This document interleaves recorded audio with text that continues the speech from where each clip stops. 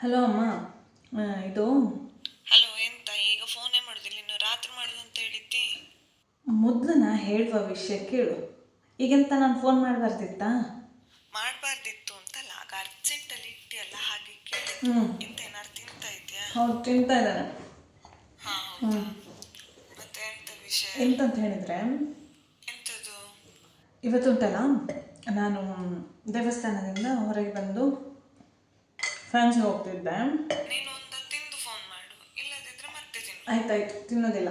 ಮತ್ತೆ ತಿಂತಾನೆ. ವಿಷಯ ಒಂದು ಕೇಳು, ತುಂಬ ಇಂಟ್ರೆಸ್ಟಿಂಗ್ ವಿಷಯ. ನಾನು ಫ್ಯಾನ್ಸಿಗೆ ಹೋಗ್ತಾ ಇದ್ನ, ಆಗ ಆಚೆ ಮನೆ ಆಂಟಿ ಸಿಕ್ಕಿದ್ರು. ಹಾ, ಅವರಿಗೆ ಸಿಗುದು? ಅವ್ರು ಫಾರಿನಿಗೆ ಹೋಗಿದಾರಲ್ಲ. ಸರಿ ಸರಿ, ಆಚೆ ಮನೆ ಆಂಟಿ ಅಂತ ಹೇಳಿದ್ರೆ ಈಗಿನ ಆಚೆ ಮನೆ ಆಂಟಿ ಅಲ್ಲ, ನಾವು ಹಳೆ ಮನೇಲಿ ಇದ್ವಿ ನೋಡು. ಹಾ ಹಾ. ಆಗೊಂದು ಆಂಟಿ ಇದ್ರು ನೋಡು. ಅವರೇ ಸಿಕ್ಕಿದ್ದು. ಬುಳ್ಳು ಆಂಟಿ? ಕರೆಕ್ಟ್. ಹಾಗೆ ಗುಂಡು ಗುಂಡು ಬಿಳಿ ಇದ್ದಾರ ಈಗ ಕೂಡ? ಇಲ್ಲಮ್ಮ, ಬಚ್ಚಿ ಹೋಗಿದ್ದಾರೆ. ಪಾಪ, ಮಗಳನ್ನು ಓದಿಸೋದ್ರಲ್ಲೇ ಜೀವನ ಕಳಿಸಿಬಿಟ್ರು. ವಿಷಯ ಕೇಳು, ನೀನು ಅವರ ಸುದ್ದಿ ಬಿಡು. ನಾನು ಹೇಳ್ತಾನೆ ಕೇಳು ನೀನೀಗ ಫಸ್ಟ್. ಸರಿ ಸರಿ, ಎಂತ ಹೇಳು. ಎಂತಂತ ಹೇಳಿದರೆ, ನೀನು ಹೇಳ್ತಿದ್ದೆಲ್ಲ ಯಾವತ್ತು ಅವರ ಮಗಳನ್ನು ನೋಡು ಎಷ್ಟು ಹುಷಾರಿದ್ದಾರೆ, ಅವರ ಮಗಳನ್ನು ನೋಡು ಎಷ್ಟು ಹುಷಾರಿದ್ದಾಳೆ, ಅವರ ಮಗಳನ್ನು ನೋಡಿ ಎಷ್ಟು ಹುಷಾರಿದ್ದಾಳೆ, ಅದರಲ್ಲಿ ಹುಷಾರಿ ಇದರಲ್ಲಿ ಹುಷಾರಿ ಎಲ್ಲ ಹೇಳ್ತಿದ್ದೆಲ್ಲ ನೀನು. ಹೌದಪ್ಪ, ಎಷ್ಟು ಒಳ್ಳೆ ಹುಡುಗಿ, ಒಳ್ಳೆ ಹುಷಾರಿದ್ಲಪ್ಪ ಪಾಪ.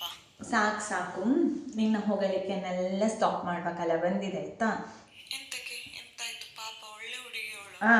ಕೇಳು, ಎಂತಂತ ಹೇಳಿದ್ರೆ ಡಿವೋರ್ಸ್ ಅಂತ ಅವಳಿಗೆ. ಅವಳಿಗ? ಅವಳು ಡೈವೋರ್ಸ್ ತಗೊಳ್ತಿದ್ದಾಳೆ. ನಿಜವಾಗಿ ಬೊಳ್ಳು ಆಂಟಿಯ ಮಗಳೆಯಾ? ನಿಜ? ಅವಳಿಗೆಯಾ? ಅವಳಿಗೆ. ಅಯ್ಯೋ ದೇವ್ರೇ. ನೀನಷ್ಟು ಹೊಗಳಿ ಹೊಗಳಿ ಹೊಗಳಿ ಅಟ್ಟಕ್ಕೆ ಕೂರಿಸಿದ್ಯಲ್ಲ, ಅವಳಿಗೆ ಡೈವೋರ್ಸ್. ಅಯ್ಯೋ, ಅವಳಿಗಿನ್ನು ಗಂಡ ಎಂತ ಕಷ್ಟ ಕೊಟ್ನ, ಗಂಡನ ಮನೆಗೆ ಎಂತ ತಾಪತ್ರ ಇತ್ತ ದೇವರಿಗೆ. ನೋಡಮ್ಮ, ಪ್ರತಿ ಸಲ ಡೈವರ್ಸ್ ಕೊಡ್ತಾರೆ ಅಂತ ಹೇಳುವಾಗ ಗಂಡನ ಮನೆಯವ್ರದ್ದೇ ತಪ್ಪಿರಬೇಕು ಅಂತಿಲ್ಲ, ಹೆಣ್ಮಕ್ಳದ್ದು ತಪ್ಪಿರಬಹುದು. ಅದು ನಂಗೂ ಗೊತ್ತುಂಟು ಮರೈತಿ, ಆದ್ರೆ ಬೊಳ್ಳು ಆಂಟಿ ಮಗಳ ಹಾಗೆಲ್ಲಪ್ಪ, ಪಾಪ ಅವಳು. ಇಲ್ಲ ಅಂತ ಹೇಳೋದಿಲ್ಲ, ನೀನೀಗ ಅವಳ ಮೇಲೆ ಸ್ವಲ್ಪ ಪ್ರೀತಿ ಹೆಚ್ಚಿದ್ದದ್ದು, ಹಾಗೆ ನೀನು ಅವಳನ್ನು ಹೊಗಳ್ತಿದ್ದದ್ದು. ಇಲ್ಲಪ್ಪ, ಅವಳು ಎಷ್ಟು ಹುಷಾರಿದ್ದಾಳೆ ಅಂತ ನಾನೇ ಅಲ್ಲಿ ಹೋಗಿ ಎಲ್ಲ ನೋಡಿದ್ದೇನೆ, ಅವಳ ಮನೇಲಿ. ನಿನಗೆ ಕುರುಡಮ್ಮ ಕಣ್ಣು. ಅವಳು ಮೊದಲಿಂದ ಹಾಗೆ ನನಗೆ ಇಷ್ಟ ಆಗ್ತಾ ಇಲ್ಲ ಅಂತ ನಾನು ಹೇಳಿದ್ರು ನೀನು ನಂಬಲಿಲ್ಲ. ನೀನು ಆಂಟಿ ಹತ್ರ ಕೇಳಿದ್ಯಾ ರೀಸನ್? ನಾನು ಕೇಳಿದೆ ಆಂಟಿಗೆ ಎಂತ ಕಾರಣ, ರೀಸನ್ ಎಂತ ಅಂತ. ಪಾಪ ಆಂಟಿಗೆ ಚಪ್ಪೆ ಆಯಿತು. ನಾನು ಹೇಳಿದೆ, ಇಷ್ಟ ಇದ್ದರೆ ಹೇಳಿ ಆಂಟಿ, ಇಲ್ಲದಿದ್ದರೆ ಬೇಡ ಪರವಾಗಿಲ್ಲ. ಹಾಗಾದ್ರೆ ಈಗ ಸದ್ಯ ಆದದ್ದ ಏನ? ಮೊನ್ನೆ ನೋಡಿದ್ದೇನೆ. ಅವ್ರು ಕೋರ್ಟಿಂದ ಬಂದದಂತೆ ಇವತ್ತು, ಲಾಸ್ಟ್ ಹಿಯರಿಂಗ್ ಅಂತ ಇವತ್ತು ಆಯ್ತಂತೆ ಡಿವೋರ್ಸ್.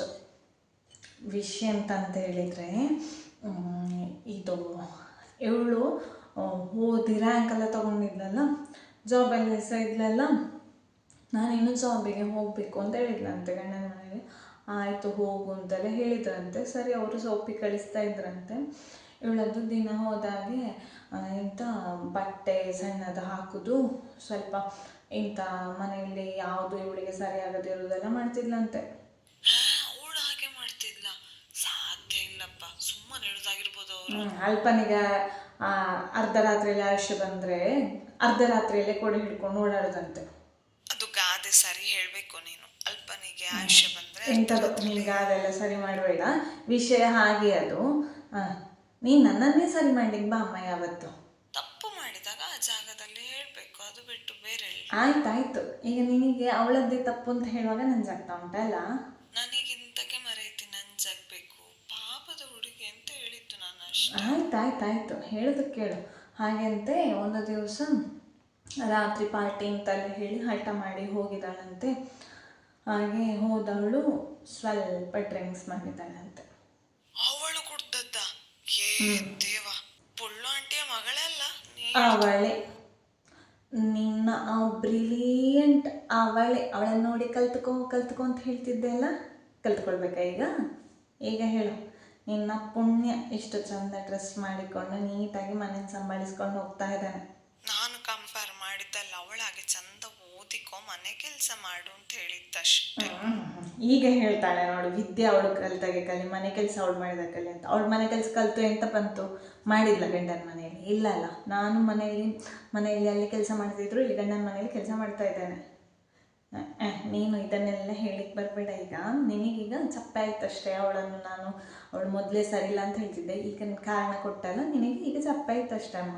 ಅವಳಾಗ ಹುಷಾರಿದ್ಲಲ್ಲ, ಹಾಗೆ ಹೇಳಿದ್ದಷ್ಟೇ. ಈಗ ನಾನೇ ಕೆಟ್ಟವಳೆ ಅದಷ್ಟೇ ಅವಳ ನಡುವೆ. ಆಯ್ತಪ್ಪ, ನೀನು ಕೆಟ್ಟವಳು ಅಂತ ಹೇಳಲಿಲ್ಲಮ್ಮ. ನಾವು ಯಾರನ್ನಾರು ಒಬ್ಬರನ್ನ ನಂಬುವಾಗ ಅಷ್ಟು ಬ್ಲೈಂಡಾಗಿ ನಂಬಬಾರ್ದು ಅಂತ ಹೇಳಿದ್ರು.